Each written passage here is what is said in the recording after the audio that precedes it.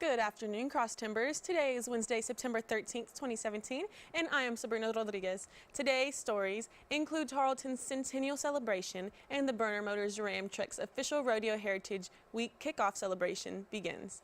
These stories and more coming up next on Texan TV.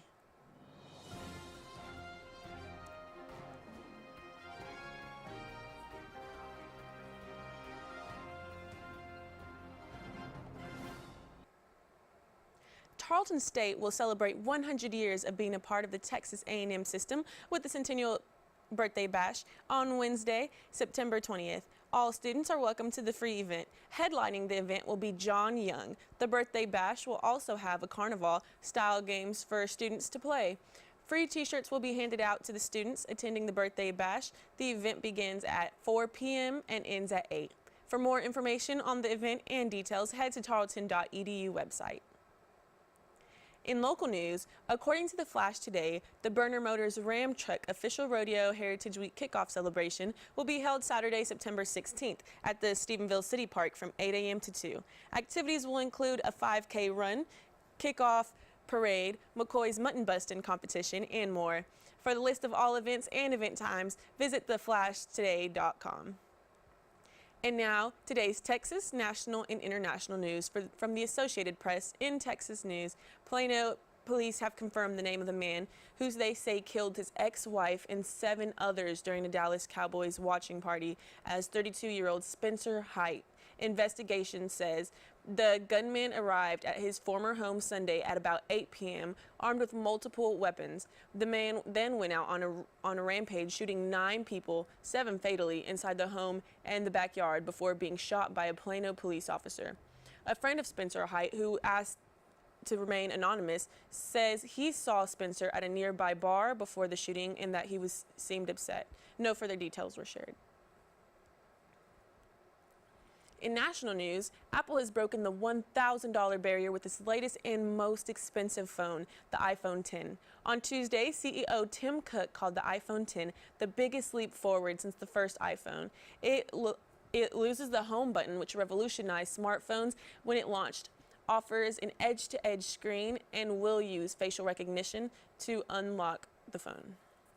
Apple also unveiled a new iPhone 8 and a larger 8 Plus with the upgrades to camera, displays, and speakers.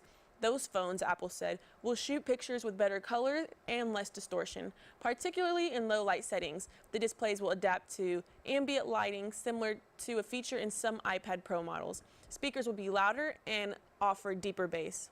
Both iPhone 8 versions will allow wireless charging, a feature already offered in many Android phones, including Samsung models.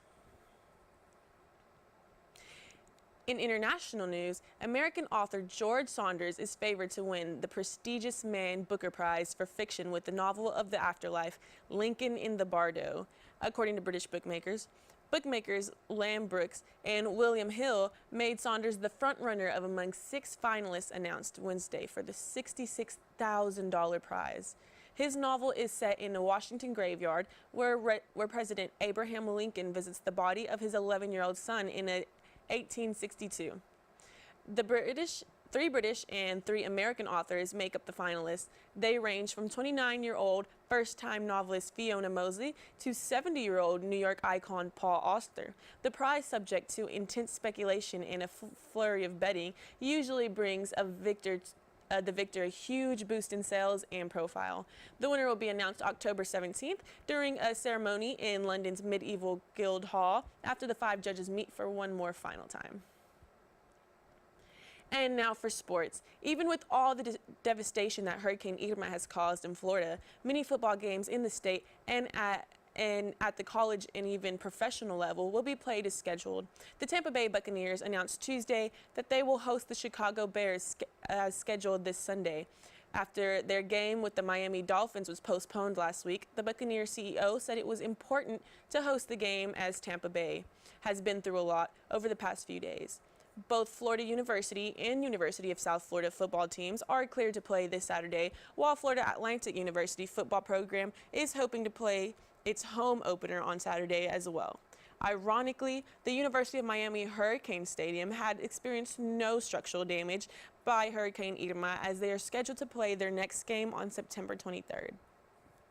And now for the weather, brought to you by the National Weather Service. Today's forecast will be sunny with a high near 92. Tonight will be mostly clear with a low around 69. Southeast wind will be around 5 miles per hour.